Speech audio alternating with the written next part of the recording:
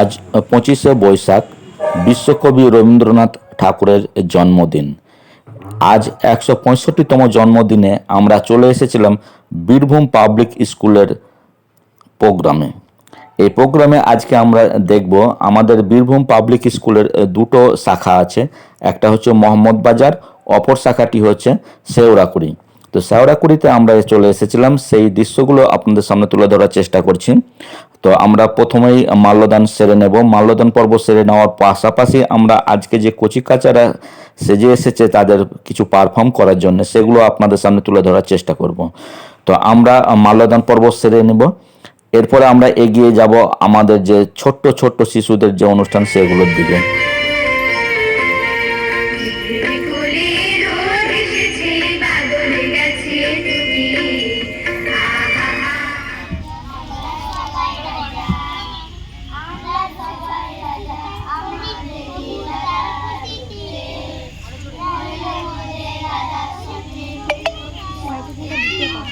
করিতে আমাদের যে সমস্ত শিশুরা পড়ে সেখানে কিন্তু 4 পর্যন্ত, তো এখানে সব 4 পর্যন্তই পড়ানো হয়।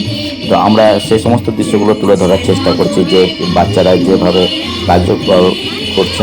পাশাপাশি আমরা আমাদের যে প্রিন্সিপাল স্যার আছেন ওনার কাছ থেকে কিছু কথা শুনে নেব আজকের প্রোগ্রামের বিষয়ে। শেওড়াকুড়ি ব্রাঞ্চের তরফ থেকে আপনাদের সকলকে জানাই আজকে আমাদের রবীন্দ্র জয়ন্তী উপলক্ষে সাদর আমন্ত্রণ এবং শুভেচ্ছা। আজ আমরা আমাদের এই স্কুলে রবীন্দ্রনাথের 165তম জন্মদিন পালন করলাম। সকল বাচ্চাদেরকে নিয়ে, কিছু অভিভাবক, শিক্ষক শিক্ষিকা সকলকে নিয়েই আমাদের এই অনুষ্ঠান সম্পন্ন হলো।